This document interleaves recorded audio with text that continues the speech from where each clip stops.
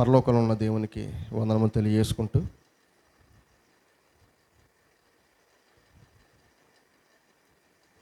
ఆరాధన కార్యక్రమానికి విచ్చేసిన మీ అందరికీ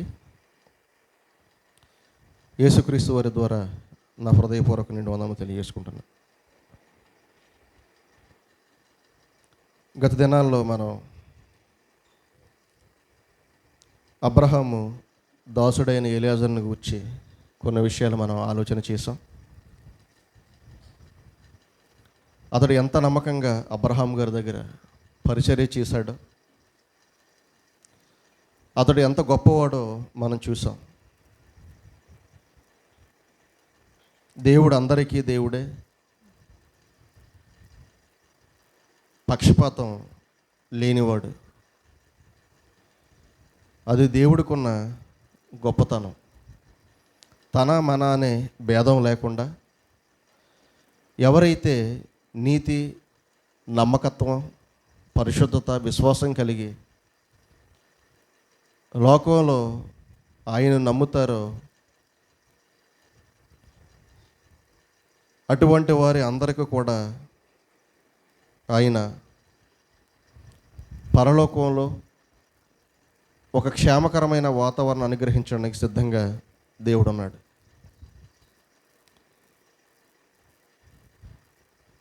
ఆయన పెద్ద దాసుని గూర్చి మనం చాలా విషయాలు తెలుసుకున్నాం.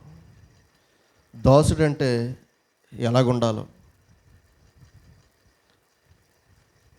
నమ్మి ఒక వ్యక్తికి బాధ్యతను అప్పగిస్తే దానిని పరిపూర్ణంగా ఎలా నెరవేర్చాలో అబ్రహాం దగ్గర పనిచేసిన దాసుని గూర్చే మనం నేర్చుకోవాలి.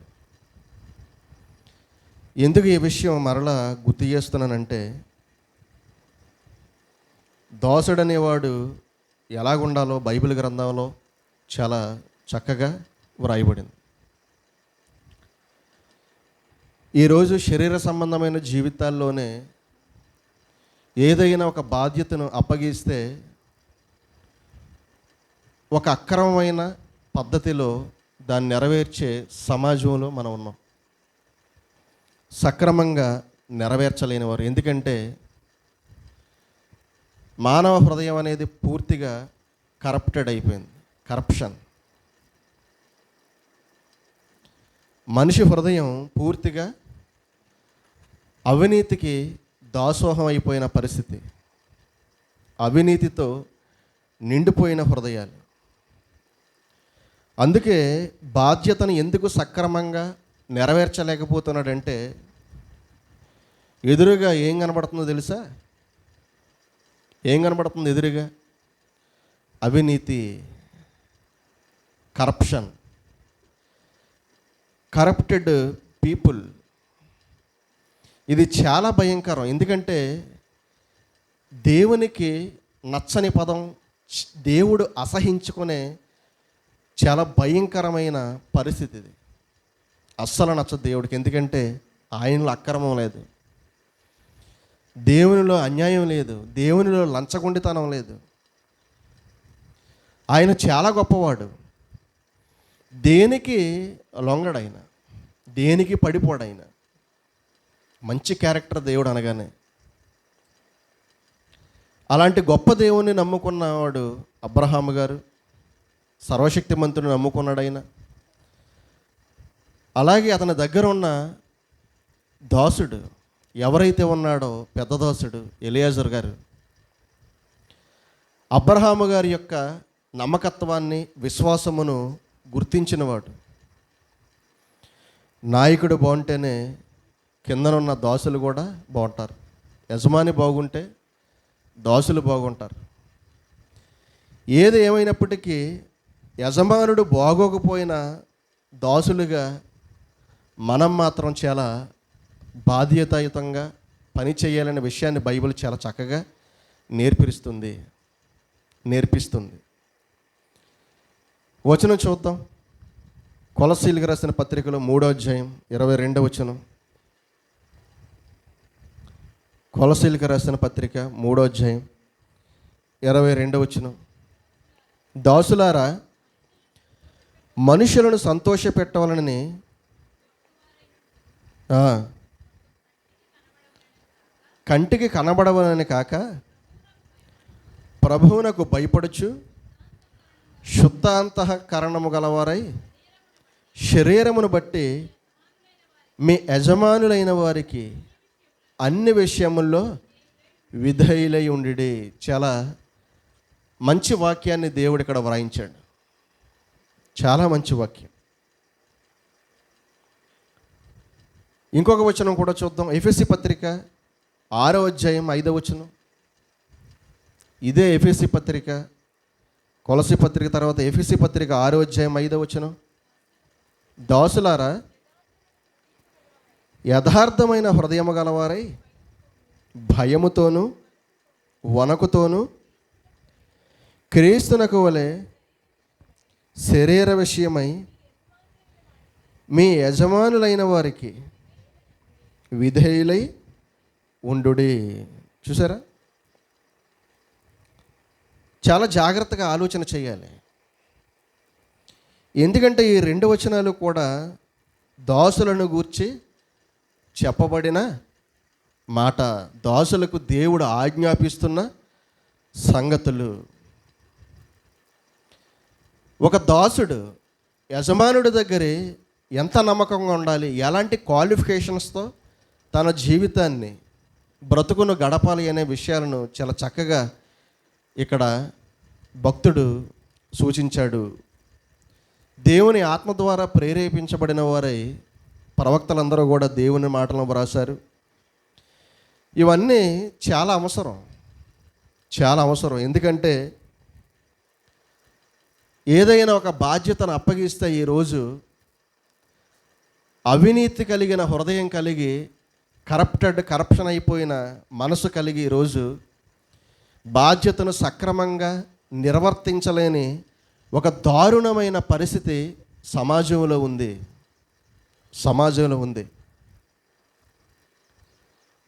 ఒక రాజకీయాన్ని మీరు చూసినా, ఒక ప్రభుత్వ కార్యాలయాలు చూసినా, లేదంటే ఏదైనా ఒక ఫ్యాక్టరీలు ఒక యాజమాన్యాన్ని చూసినా, ఒక బ్యాంకులను చూసినా, ఈరోజు అవినీతికి అలవాటు పడిపోయిన మనిషి తన బాధ్యతను మర్చిపోయి బ్రతుకుతున్నాడు. ఈరోజు లోక అందాలను చూస్తాడు, ఏమి కాదు, ఏం కనపడతాయి కంటికి ఎదురుగా? కంటికి ఎదురుగా ఏం కనపడతాయి చెప్పండి? సుఖభోగాలు, పాపభోగాలు, దురాశలు, ఏదో సంపాదించాలనే మనస్సు, అక్రమంగా అన్యాయంగా నా వెనక కొంత సొమ్ము నేను వేసుకోవాలి, నేనే ఒక కోటేశ్వరుని అవ్వాలి, నేను గొప్పవాడిని అవ్వాలనే ఒక దృక్పథంతో ఈరోజు మానవ హృదయం భూమి మీద నిండిపోయింది. అందుకే ఏ బాధ్యతను ఈరోజు సక్రమంగా నెరవేర్చలేకపోతున్నాడు. ఎందుకు? ప్రపంచం పరిస్థితి దిగజారిపోయింది. ఎందుకు ఈరోజు వ్యవస్థలు ఎందుకు ఈరోజు పట్టించబడ్డాయి, భ్రష్టత్వంలోనికి వెళ్ళిపోయాయి? ఎందుకు దారుణమైన పరిస్థితుల్లో మానవ జీవితాలు వెళ్ళిపోయాయి అంటే అవినీతి, బాధ్యతను మర్చిపోయాడు, సక్రమంగా నెరవేర్చలేని స్థితి. ఒక రోడ్డు కాంట్రాక్ట్ అప్పచెప్పితే అందులో ఏం జరుగుతుంది చెప్పండి? అవినీతి. చాలా పెద్ద పెద్దవారు కూడా ఉంటారు ఇందులో, చిన్నవారు కూడా కాదు. పాకిస్తాన్ ప్రధానమంత్రి జైల్లోనికి వెళ్ళిపోయాడు తెలుసా? ఇందులో ప్రధానమంత్రులు ఉంటారు, ముఖ్యమంత్రులు ఉంటారు, ఐఏఎస్ ఆఫీసర్లు ఉంటారు, బాగా చదువుకున్న వారు ఉంటారు, గొప్ప గొప్ప పదవుల్లో ఉన్నవారు ఉంటారు. ఎందుకంటే అవినీతి అనేది అంత ప్రమాదకరం. ఎవరినైనా సరే ఇట్టే లోబరుచుకోగలిగే శక్తి దీనికి ఉంది. జాగ్రత్తగా ఆలోచన చేయాలి. ఆడ మగ అనే తేడా కూడా లేదు ఈరోజు ఈ అవినీతికి. కేసీఆర్ కూతురు కవిత లెక్కర స్కామ్లో జైల్లోనికి వెళ్ళిపోయింది, ఢిల్లీలో ఉంది ఈరోజు. చూసారా?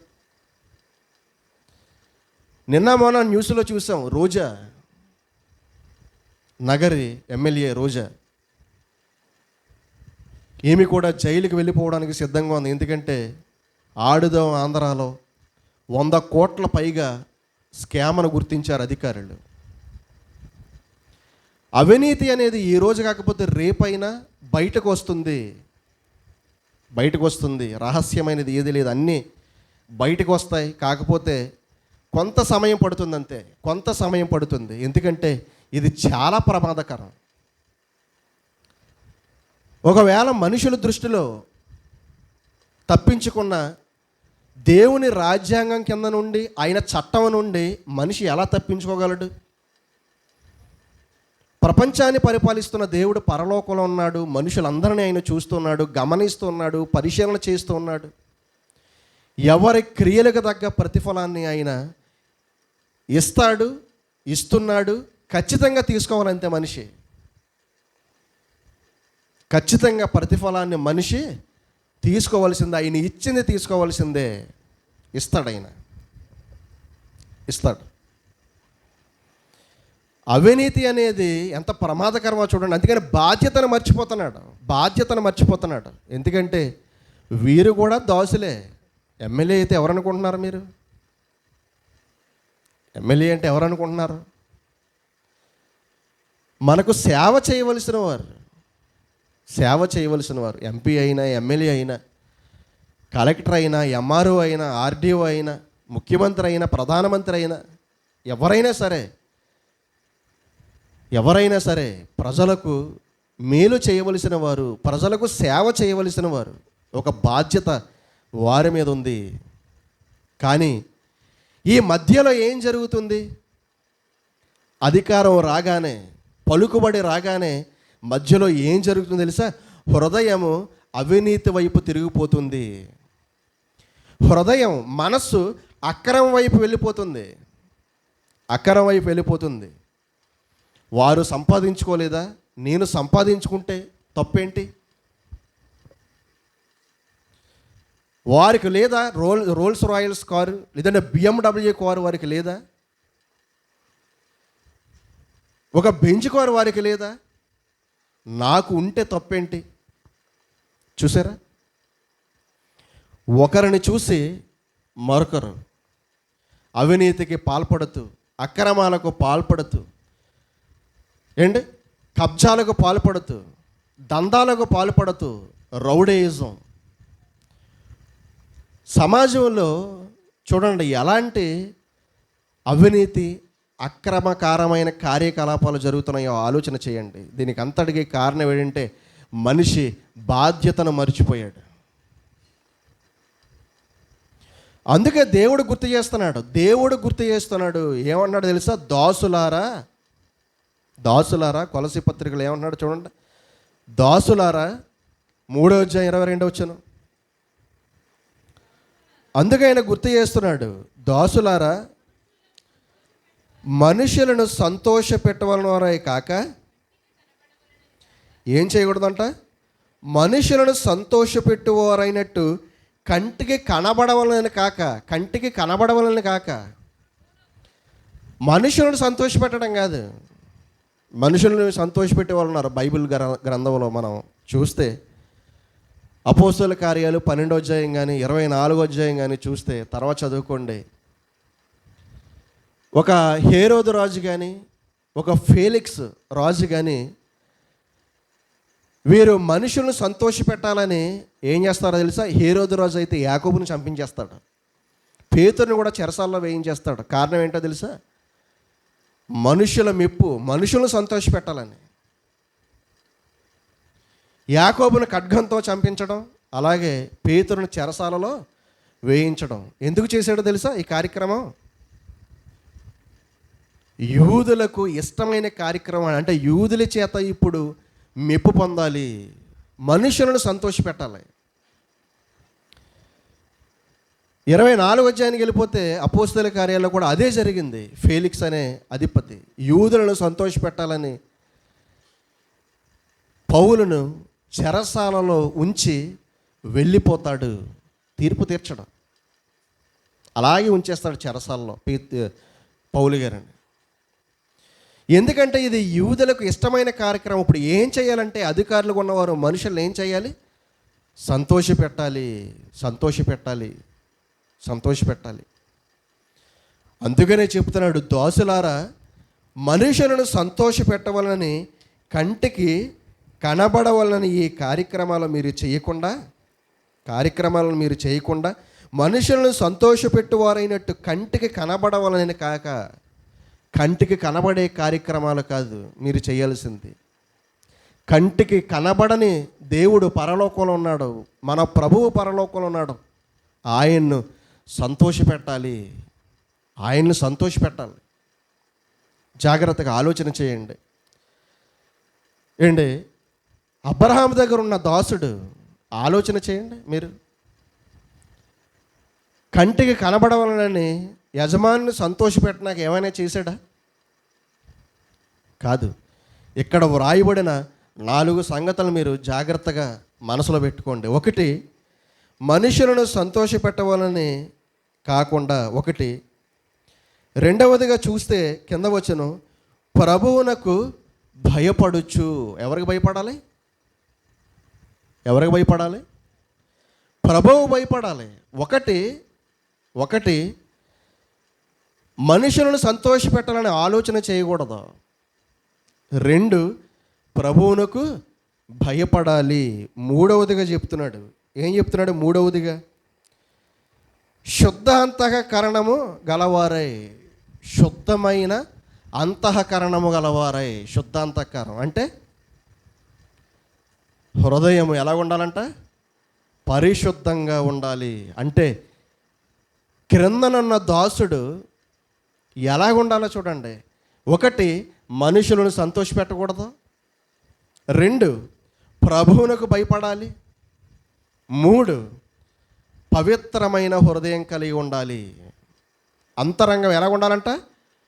శుద్ధై ఉండాలి. అంతరంగం శుద్ధై ఉండాలి. శుద్ధత, పరిశుద్ధత కలిగి ఉండాలి అంతరంగం. 4 చెప్తున్నాడు చూడండి, శరీరమును బట్టి మీ యజమానులైన వారికి అన్ని విషయముల్లో విధేయులై ఉండుడి. విధేయత చూసారా? శరీర సంబంధమైన మీ యజమానులకు, శరీరమును బట్టి మీ యజమానులైన వారికి అన్ని విషయముల్లో విధేయులై ఉండుడి. ఏంటి ఇవన్నీ నిజంగా ఆ పెద్ద దోసుడికి ఎలియాజర్ గారికి ఎలా తెలిసినాయి అంటారా? మీరు ఆలోచన చేయండి. మనుషులను సంతోషపెట్టాలని లేదు, ప్రభువునికి భయపడుతున్నాడు, ఏంటి శుద్ధమైన అంతఃకరణం కలిగి ఉన్నాడు. అంతేకాదు విధేయతను చూపిస్తున్నాడు. చూసారా? అప్పగించిన బాధ్యతలో కనపరచవలసిన లక్షణాలు ఇవన్నీ. అప్పగించిన బాధ్యత ఒక బాధ్యతను నెరవేర్చాలంటే 100% ఎలాంటి లక్షణాలు ఉండాలో ఆలోచన చేస్తే మనం యజమానుల దగ్గర ఎలా ఉండాలి అనే విషయం చాలా చక్కగా అర్థమవుతుంది. మనుషులని సంతోషపెట్టకూడదు, ప్రభువునకు భయపడాలి, పవిత్రమైన హృదయం ఉండాలి. అంతేకాదు విధేయతను చూపించాలి, విధేయత కలిగి ఉండాలి. చూద్దాం, అక్కడ కూడా ఇవే మాటలు ఉంటాయి. ఎక్కడ? ఎఫెసీ పత్రికలో 6వ అధ్యాయం 5వ వచనంలో కూడా ఇవే ఉంటాయండి. ఏముండవు. ఎక్కడ చెప్పినా దేవుడు ఒకటే చెప్పాలనుకున్నాడు, ఒకటే చెప్పాడనుకున్నాడు. చూడండి, కొలసీ పత్రిక కూడా, ఎఫెసీ పత్రిక కూడా చూసేద్దాం. 6వ అధ్యాయం 5వ వచనం, దాసులారా యథార్థమైన హృదయము గలవారై భయముతోనూ వణకుతోనూ క్రీస్తునకు వలె శరీర విషయమైన మీ యజమానులైన వారికి విధేయులై ఉండుడి. అదే చెప్పాడు. చూసారు? ఇక్కడ కూడానే అదే చెప్పాడు. భయము, వణకు, యథార్థమైన హృదయము, శుద్ధ అంతఃకరణము. చూసారా? విధేయత, భయము, వణకు.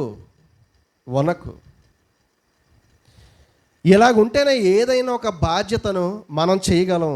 చూస్తే ఒకలా, చూడకపోతే ఒకలా, దగ్గర ఉంటే ఒకలా, దగ్గర లేకపోతే మరొకలా. అది కాదు.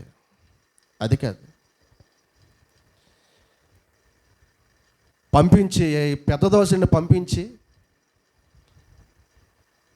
నా కుమారునికి భార్యను తీసుకురా అని చెప్పినప్పుడు నిజంగా ఎక్కడ కూడా అవినీతికి అక్రమానికి హృదయం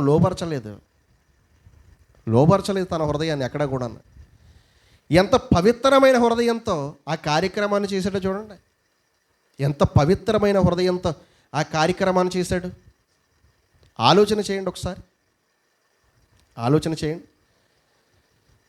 ఎంత శుద్ధ అంతఃకరణం కలిగి అక్కడి నుంచి బయలుదేరాడు. ఎందుకంటే ఇది దేవుని కార్యక్రమం. దేవుడు తన యజమానుడు తన మీద ఉంచిన బాధ్యత ఎంత చక్కగా నెరవేర్చాలని అని అనుకున్నాడు.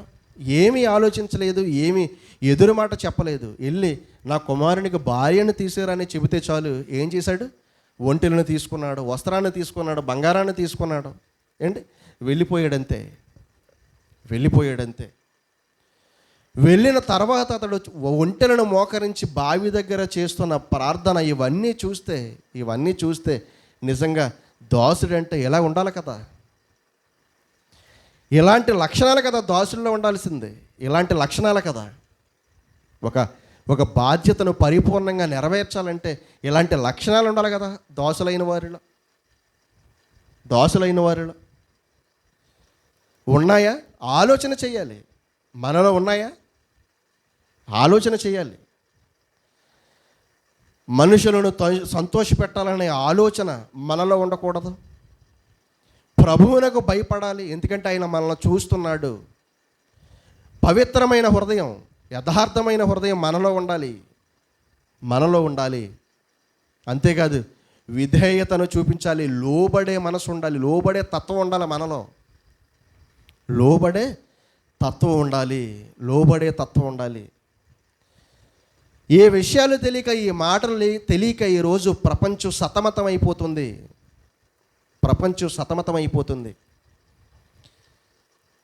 ఒక అధికారి కింద మరొక అధికారి అలా చూసుకుంటూ వెళ్ళిపోతే ఒకరి కింద ఒకరు దోసులుగా ఉన్నవారు అందరూ కూడా ఈరోజు ఒకరి కింద ఒకరు చూసుకుంటే అందరూ దోసలే. ఒకరి కింద ఒకరు దోసులు అందరూ కూడా. ఇచ్చిన బాధ్యతను సక్రమంగా నెరవేరుస్తున్నారా? నెరవేర్చాలి అంటే ఇదిగో ఈ మాటలు అవసరం. ఒక దాసుడు ఎలాగుండాలో దేవుడు చెబుతున్నాడు. ఇచ్చిన పనిని సక్రమంగా నెరవేర్చాలి అంటే అవినీతి అనేది లేకుండా, అక్రమం అనేది లేకుండా సక్రమంగా నెరవేర్చాలి అంటే ఖచ్చితంగా ఎలాంటి మాటలు కావాలో చూడండి. దేవుని మాటలు కావాలో చూడండి. ఆనాడు ఎవరు ఆ దాసునికి చెప్పలేదే ఎలా ఉండాలో? ఎవరు చెప్పుంటారు?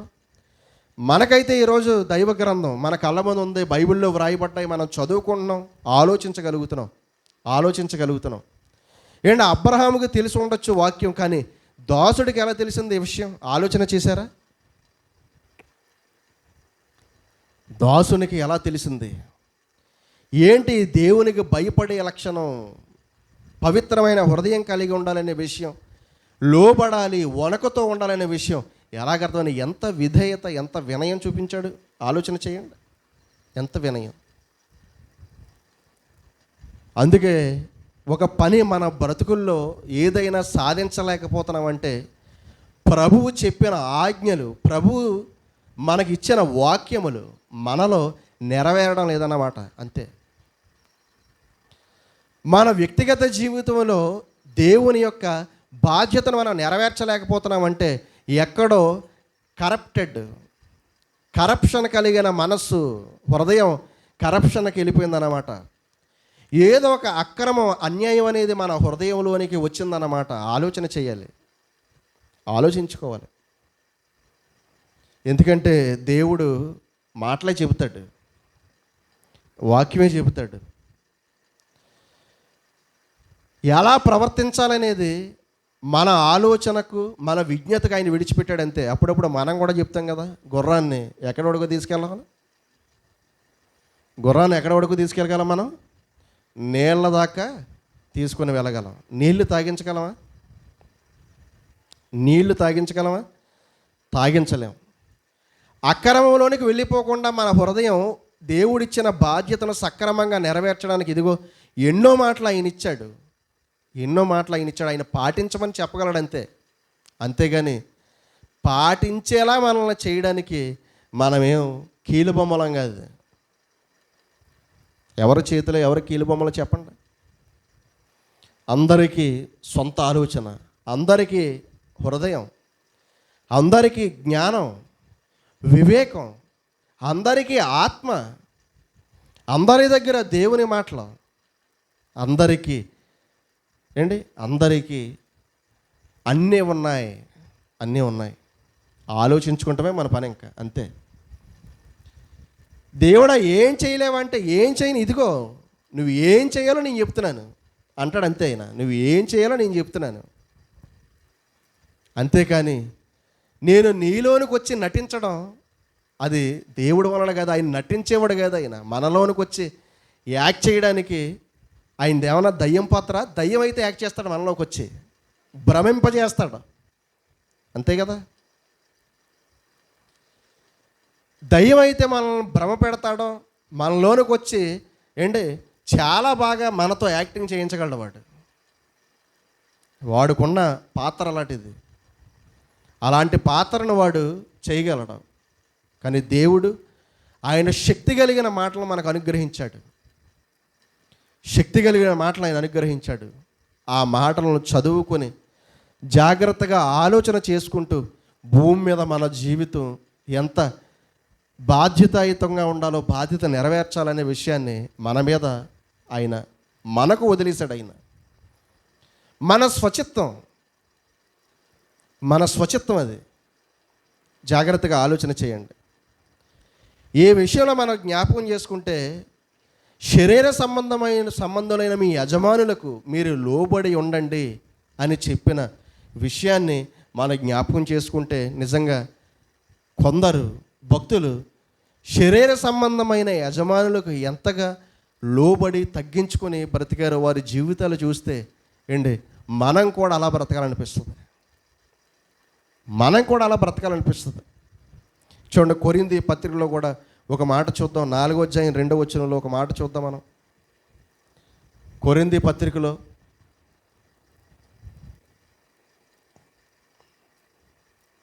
4వ అధ్యాయం 2వ వచనం, మొదటి కొరింథీ.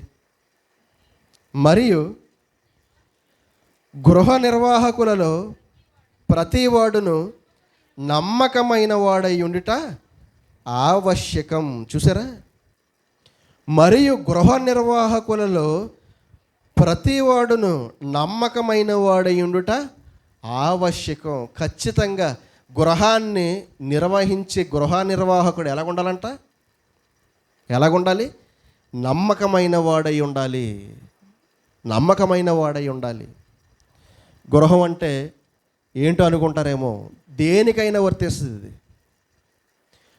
కుటుంబాన్ని పరిపాలించే తండ్రికైనా ఈ మాట వర్తిస్తుంది, అంతే కదా. కుటుంబాన్ని పరిపాలన చేస్తున్న తండ్రి ఎలా ఉండాలో తెలుసా? నమ్మకస్తుడిగా ఉండాలి. సంఘానికి ఆపాదిస్తే సంఘాన్ని నడిపించే నాయకుడు కూడా ఎలా ఉండాలి? గృహ నిర్వాహకుడైతే నమ్మకంగా ఉండాలి. లేదు, ప్రజలను పరిపాలిస్తున్న నాయకుడైతే అది కూడా గృహ నిర్వాహకత్వమే. మోడీ గారు మాట్లాడుతూ ఏమన్నారంటే, భారతదేశం అంతా కూడా నా కుటుంబం అన్నారు ఆయన. ఏమన్నారు? నాకు చాలా సంతోషం అనిపించింది. దేశం నా కుటుంబం అన్నారు ఆయన. దేశం నా కుటుంబం. ఎందుకంటే దేశం కోసం నా కుటుంబాన్ని విడిచిపెట్టాను. ఇక నా కుటుంబం లేదు. ఇంకా నా కుటుంబం ఎవరు అంటే భారతదేశం అంతా కూడా ఎవరంట? నా కుటుంబం. అయితే ఈయన ఎవరయ్యారో తెలిసి ఇప్పుడు గృహ నిర్వాహకుడు. ప్రతి గృహ నిర్వాహకుడు ఇప్పుడు ఎలాగుండాలి చెప్పండి? నమ్మకమైన వాడై ఉండుట ఆవశ్యకం. ఖచ్చితంగా నమ్మకమైన వాడై ఉండాలి. అలా గృహ నిర్వాహకత్వం నిర్వర్తించేవారు నమ్మకత్వంగా బ్రతికిన వారు బైబిల్లో మనకి కనబడుతూ ఉన్నారు. ఈ అబ్రహాం దగ్గర పెద్ద దాసుడు కూడా గృహ నిర్వాహకత్వ పనిలోనే ఉన్నాడు.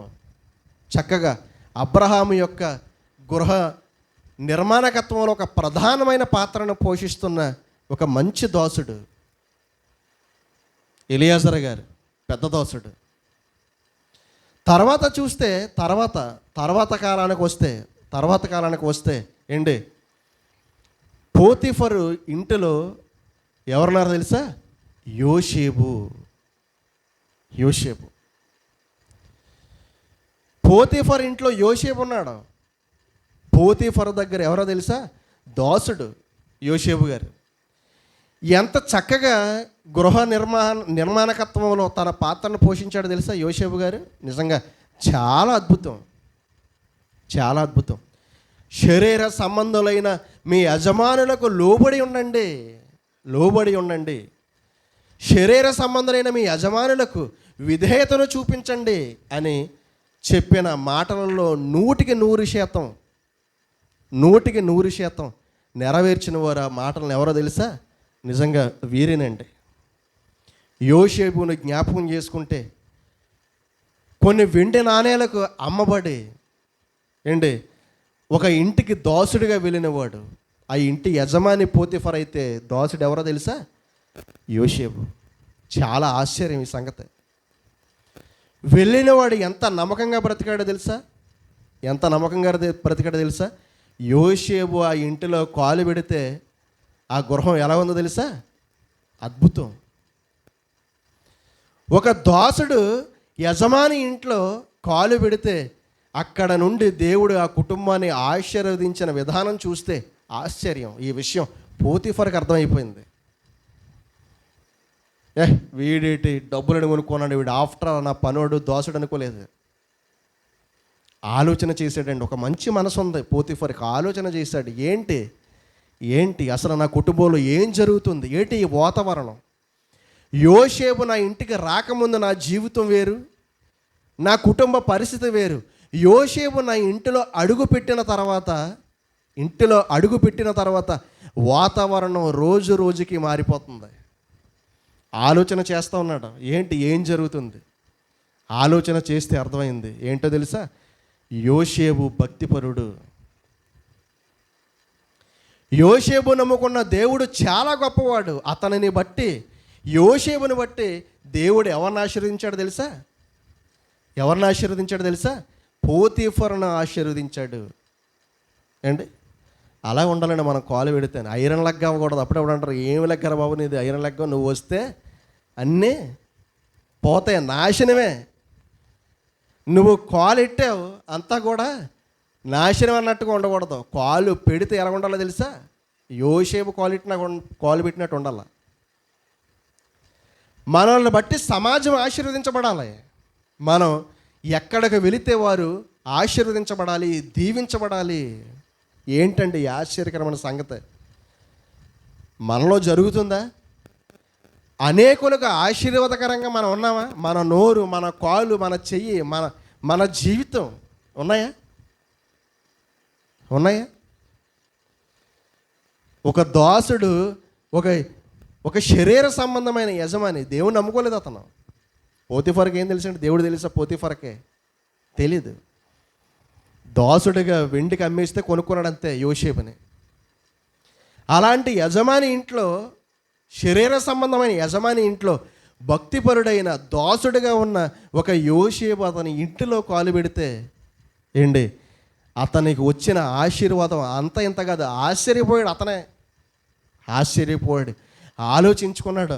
ఇక నేను నా ఇంటిని గూర్చి ఆలోచించడం అనవసరం, తన ఇంటిలో ఏముందో ఏమి లేదో అతడు ఆలోచించలేదంటండి. ఈ మాట చదివిన తర్వాత నాకు చాలా ఆశ్చర్యం వేసింది. చూడండి, 39వ అధ్యాయం 6వ వచనం, ఆదికాండము 39వ అధ్యాయం 6వ వచనం. 39వ అధ్యాయం 6వ వచనం. అతడు తనకు కలిగినదంతయు యోసేపు చేతికి అప్పగించి తాను ఆహారం తినడుగా తప్ప తనకు ఏమి ఉన్నదో ఏమీ లేదో విచారించిన వాడు కాదు, తనకి ఏముందో లేదో ఎప్పుడు కూడా విచారించలేదంటండి. ఈ కాలంలో ఇప్పుడు విచారించలేదనుకోండి, దేశాన్ని తీసుకెళ్ళి పక్క దేశానికి అమ్మేస్తారు మన వాళ్ళు. ఆలోచించారా? అందుకనే మనకు ఎవరున్నారు తెలుసా? సిబిఐ. ఎవరున్నారు? సిబిఐ. ఇంకెవరున్నారు తెలుసా? ఐటీ. చూసారా? కొన్ని బృందాలను విచారణ చేయడానికి ఏర్పాటు చేశారు. విచారణ చేయడానికి, దేశాల మీద, రాష్ట్రాల మీద విచారణ చేయడానికి అధికారులను ఏర్పాటు చేశారు. ఎవడైతే బాధ్యతను మరచి అక్రమంగా బ్రతుకుతాడో, అవినీతికి పాల్పడతాడో వాడికి ఏం విధించాలి? వాడిని విచారించి శిక్ష విధించాలి వాడికి. కానీ ఇక్కడ పోతిఫర్ అసలు విచారించట్లేదంట. నాకు ఏముందో, నాకు ఏమి లేదో విచారించట్లేదు. ఎందుకో తెలుసా? యోసేపు గృహ నిర్వాహకత్వంలో అంత నమ్మకమైన వాడిగా బ్రతుకుతున్నాడు. ఏంటి నమ్మకత్వం? ఏంటి నిజాయితీ? ఏంటి ఇంత యథార్థత? ఏంటి ఇంత పరిశుద్ధమైన హృదయం? ఏంటి ఈ బెదురు? ఏంటి ఈ వణుకు? ఏంటి ఈ భయం? ఏంటి ఇంత వినయం? ఏంటి ఇంత విధేయత? ఏంటండి? ఆలోచన చేయండి. మనకి ఏముందో ఏమి లేదో విచారించడం కానీ మానేసామనుకోండి, కింద ఉన్నవాడు ఏమనుకుంటాడో తెలుసా? ఏమనుకుంటారు? ఏంటి? ఏం మిగలదు చివరికి? ఏం మిగలదు. అలా వదిలేస్తే, విచారించకుండా అలా వదిలేస్తే చివరికి ఏం మిగులుతుందో తెలుసా? కంపెనీని ఒక 200 కోట్లు 300 కోట్లు లాస్లోకి తీసుకెళ్ళిపోతారు అంతే మనోళ్ళు. తీరా వస్తాడు యజమాని, ఏంటి నా కంపెనీ పరిస్థితి? విచారిస్తాడు, అన్నీ ఆడిటింగ్ పంపిస్తాడు, ఫైల్ అన్నీ తనిఖీ చేస్తాడు. ఇంకేముంది? మాఫియా, అందులో పెద్ద మాఫియా తయారవుద్ది. 200 కోట్లు 300 కోట్లు ఎగేసి ఏంటి వేరొక చోట వీరు సొంతంగా ఒక కంపెనీ కట్టుకుంటారు. చూసారా ఎంత మహానుభావులు వీరందరూ కూడా. అక్రమం, అవినీతి ఏ రేంజ్లో పనిచేస్తుందో చూడండి మానవ హృదయాల్లో. విచారించడం మానేస్తే అంతే, మొత్తం ఆ ఇల్లు పెంటైపోద్ది అంతే. కానీ యోసేపుకున్న ఆ మంచితనం, ఆ గొప్ప లక్షణాలు, ఒక దాసుడిగా పోతిఫర్ ఇంట్లో ఉంటే పోతిఫర్ కుటుంబం ఆశీర్వదించబడుతుందంటే నిజంగా ఎంత గొప్పవాడండి యోసేపు.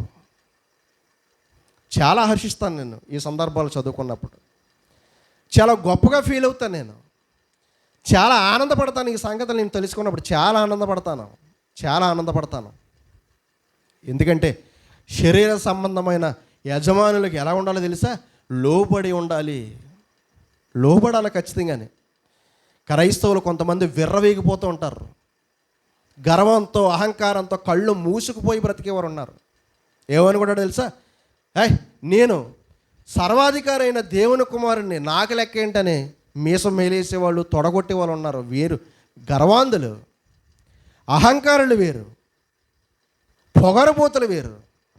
పొగరబోతులు. ఏమాత్రం సంస్కారం కానీ, వినయం కానీ, విధేయత కానీ మచ్చుకు కూడా కనిపించవు వీరిలో. కానీ అలా ఉండమనలేదు దేవుడు. శరీర సంబంధమైన యజమానులకు ఎలా ఉండమని చెప్పాడు తెలుసు మనల్ని? ఎలా ఉండమన్నాడు? విధేయత చూపించాలి.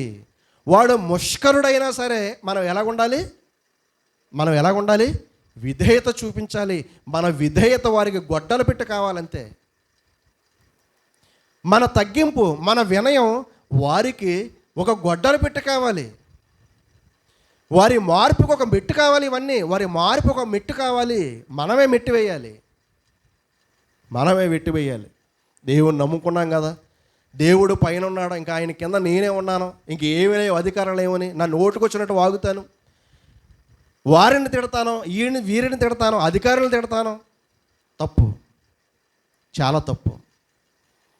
దేవుడు ఏర్పాటు చేసిన అధికారం తప్ప వేరొక అధికారం ఎక్కడ కూడా లేదు. ఉన్న అధికారాలన్నీ మన ప్రభువు వలనే అనుగ్రహింపబడిని. దాసులుగా ఉన్న మన బాధ్యత ఏంటో తెలుసుకోవాలి. దాసులుగా ఉన్న మనం మన బాధ్యత ఏంటో తెలుసుకోవాలి. సంస్కారవంతమైన జీవితాన్ని సమాజంలో మనం చూపించాలి, విధేయతను చూపించాలి, ప్రభువు భయపడాలి. మనుషులు సంతోషపెట్టడం కాదు, 2 నాలుకలు కాదు, ఒకటే నాలుక. 2 నాలుకలు వద్దు, 2 నాలుకలు ఉండకూడదు. ద్విమనస్తత్వం, ద్విమనస్సు, 2 మనస్సులు, 2 మనసులు ఇవి నచ్చవు దేవుడికి, ఇవి నచ్చవు. జాగ్రత్తగా ఆలోచన చేయాలి. ఈ మాటలన్నీ కూడా ఆలోచన చేయాలి, మాటలన్నీ ఆలోచన చేయాలి. ఇలా ప్రభువునికి దాసులుగా ఉన్నామని ఎరిగిన వారు గృహ నిర్వాహకత్వంలో దమ్మిడి కూడా సంపాదించుకోకుండా నమ్మకత్వంగా బ్రతికిన వారు ఎందరో ఉన్నారండి. బైబిల్ గ్రంథం చదివితే చాలా ఆశ్చర్యం అనిపిస్తుంది. యోసేపు తర్వాత ఒక మోషేను చూస్తే ఏమన్నాడు తెలుసా? ఏమన్నాడు? క్రీస్తు కోసం, దేవుని ప్రజల కోసం నేను ఏమైనా సహిస్తానన్నాడు. ఎంత బాధ అయినా పడతాను, ఏదైనా సంపాదించుకున్నట్టు చరిత్రలో ఉందా? అవినీతి వైపు, అక్రమ వైపు వెళ్ళినట్టు ఏమైనా ఎక్కడైనా చిన్న దాఖలాలు ఉన్నాయా? లేవు. అబ్రహాం గారి దగ్గర చూసిన లక్షణాలే ఎలియాజరు నేర్చుకున్నాడు. ఎందుకంటే అడుగు పెట్టిన స్థలం అంతా అబ్రహాందైనా సరే ఏనాడు కూడా నాది అని అనుకోలేదండి అబ్రహాం గారు. అనుకున్నాడా? అడుగు పెట్టిందంతా అతనిదే, అబ్రహాం గారిదే. చూడు అబ్రహాం, ఈ దేశం అంతా నీదే, నీ కంటికి కనబడుతున్న ఈ దేశం అంతా నీదే అంటే ఏనాడు కూడా నాదనుకోలేదు అబ్రహాం గారు. నాదనుకున్నాడా? స్తంభాలు వేస్తాడు వెంటనే, ఫెన్సింగ్ వేసేసాడు వెంటనే? వేయలేదండి. ఎందుకు ఇదంతా? ఏదో ఒక రోజు పోతాను నేను, ఏదో ఒక రోజు ఈ లోకాన్ని విడిచి వెళ్ళిపోతాను నేను. వెళ్ళిపోయే నాకు ఇది ఎందుకని పునాదులు గల పట్టణం కావాలనుకున్నాడండి అబ్రహాం. ఇదే లక్షణాలు ఎవరు నేర్చుకున్నారో తెలుసా? పక్కన ఉన్న దాసుడైన పెద్ద దాసుడు ఎలియాజర్ గారికి తెలిసింది. అందుకే అబ్రహాం గారి దగ్గర అంత ఉన్నా సరే ఏనాడు కూడా దాసుడు ఆశపడలేదు నాకు అది కావాలి ఇది కావాలని. దైవ లక్షణాలు మనలో ఉంటే ఎలాగ ఉంటాయి పనులు? ఏది ఆశపడం, దురాశలకు పోం, అక్రమ అవినీతి మన హృదయాల్లోనికి రాదు, ఎప్పటికీ ఏనాటికి రాదు. ఎంత ఆస్తి మన కళ్ళ ముందు చూసినా, ఈ లోక మహిమంతా మనం చూసినా మన హృదయం వాటి మీదకి వెళ్ళదు. అప్పుడు ఆలోచన చేయాలి మనం, అమ్మో దేవుని ఆత్మ నాలో పనిచేస్తుందని. అప్పుడు చెప్పాలి మనం, దేవుని ఆత్మ భక్తులకు పనిచేస్తున్నట్లుగా నాలో కూడా పనిచేస్తుంది. ఎప్పుడు? లోక మహిమంతా చూపించినప్పుడు, అందులో నుండి ఇసుమంతైనా మనం కోరుకోకుండా దేవుడి కోసం మాత్రమే మనం బ్రతుకుతున్నామే, ఆలోచిస్తున్నామే, అప్పుడు మనకు అర్థమవుతుంది. అప్పుడు కదా మన సత్తా ఏంటి, దేవునిలో మన గొప్పతనం ఏంటి, అప్పుడు కదా తెలిసేది. ఆలోచన చేయండి. ఇలాంటి గొప్ప లక్షణాలన్నీ కూడా మనం కలిగి ఉండాలి. ఏంటండి భక్తులు వారు జీవించిన విధానం ఏంటి? ఏమీ అన్నీ ఉన్న కళ్ళ ముందు ఏమీ లేనట్టుగా వారు బ్రతికి చూపించారే. చాలామందికి ఈరోజు కొన్ని కోట్ల మందికి ఆదర్శప్రాయాలుగా నిలబడ్డారే మన కళ్ళ ముందు. ఒక అబ్రహాం గారిని తీసుకున్నా, ఒక హానోకుని తీసుకున్నా, దేవునితో పాటు నడిచాడే ఎంత గొప్పవాడు. ఒక నోవహును తీసుకున్న, భక్తులందరినీ మీరు తీసుకోండి. యోసేపు ఏంటి, ఇంటిలో అతని కళ్ళ ముందు అంత ధనరాశులు పడి ఉన్నా, చూస్తున్నా, ఏనాడు కూడా తన మనసు వాటిని కోరుకోలేదంటే అతనిలో నుండి దేవుని ఆత్మ పనిచేస్తుంది. అతనిలో కదా దేవుని ఆత్మ పనిచేసేది. ఏంటి, ఇజ్రాయేలు ప్రజలు ఇన్ని లక్షల మందికి నాయకుడైనా సరే మోషే గారు ఏనాడు కూడా అక్రమం వైపు వెళ్ళలేదు. ఆయన ఏనాడు కూడా ఇన్ని లక్షల మందికి నేను నాయకుడిని కదా, నాకు ఒక హోదా కావాలి, పెద్ద బిల్డింగ్ ఉంటే నాకు తప్పేటి అనుకున్నాడా?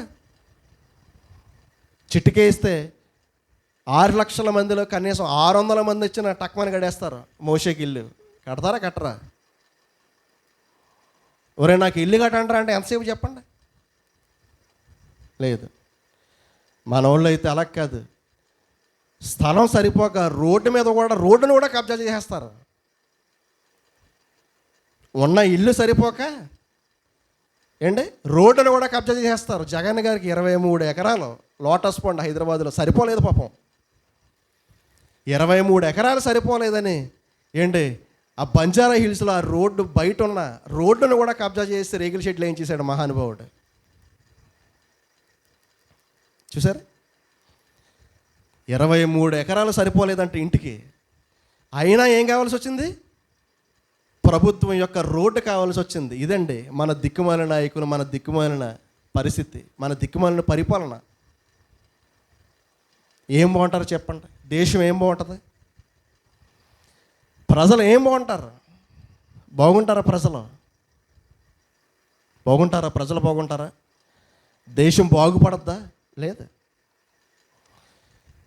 ఎంతమంది నాయకుల మీసం మెలేసిన తొడగొట్టిన బాగుపడదండి, బాగోదు దేశం. నాయకుడైన వాడు ఇది కదా, ఒక మోషే లాంటి వారు నిజంగా అన్ని చూసి కూడా ఏనాడు కూడా నాకు ఇది కావాలి అనేది పక్కన వేసుకోలేదు. ఏది కూడా వేసుకుంటే ఏమవుతుంది చెప్పండి? ఎవడేమంటాడు? 20 లక్షల మంది కాలిబలం, 6 లక్షల మంది కాలిబలం, 20 లక్షల మంది పైగా ప్రజలు. ఒక నాయకుడిగా అతను ఉన్నాడు. ఏదైనా చేయొచ్చు, అతడు ఏదైనా చేయొచ్చు. కానీ దేవునికి నేను దాసుణ్ణి, దేవునికి నేను దాసుణ్ణి. ఆ సంగతి వారికి తెలుసు. ఆ సంగతి వారి హృదయంలో బలంగా ముద్ర వేసుకున్నారు. ప్రభువునికి నేను దాసుణ్ణి, దేవునికి నేను దాసుణ్ణి. వారి హృదయంలో ఈ మాటలు పని చెయ్యాలంతే.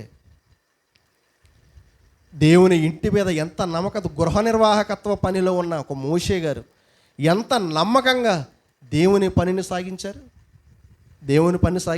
హెబ్రీ పత్రిక చూసి ముగించుకుంది ఈ మాట. హెబ్రీ పత్రిక 3వ అధ్యాయం, హెబ్రీ పత్రిక 3వ అధ్యాయం 2వ వచనం. దేవుని ఇల్లంతటిలో మోషే నమ్మకముగా ఉండినట్టు ఈయన కూడా తను నియమించిన వానికి నమ్మకముగా ఉండెను. దేవుని ఇల్లంతటిలో మోషే గారు ఎలా ఉన్నారంట? నమ్మకమైన మనుష్యుడు. మోషే నమ్మకస్తుడు,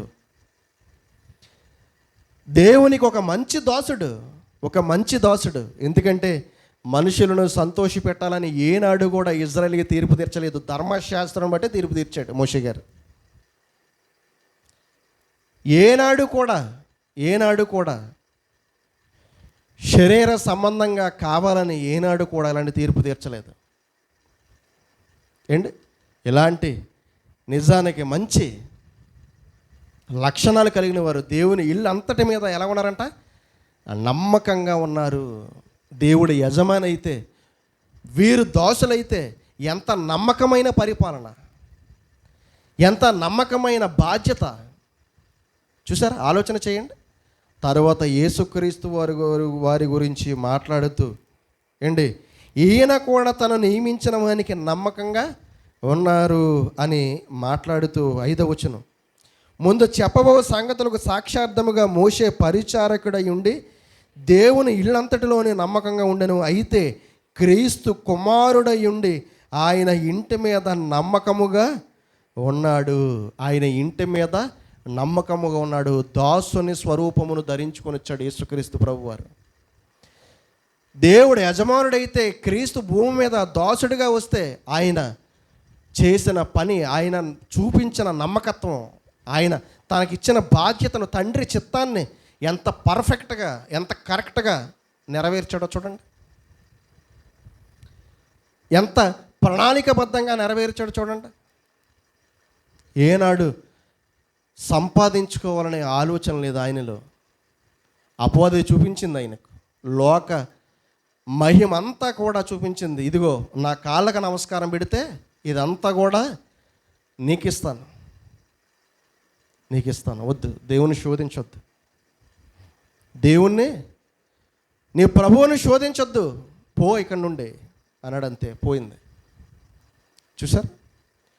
మన ప్రభు, మనం నమ్ముకున్న ప్రభు ఎంత నమ్మకత్వంగా తన జీవితాన్ని ఈ భూమి మీద వినియోగించాడు. చూడండి, ఎంత నమ్మకత్వంగా భూమి మీద వినియోగించాడు.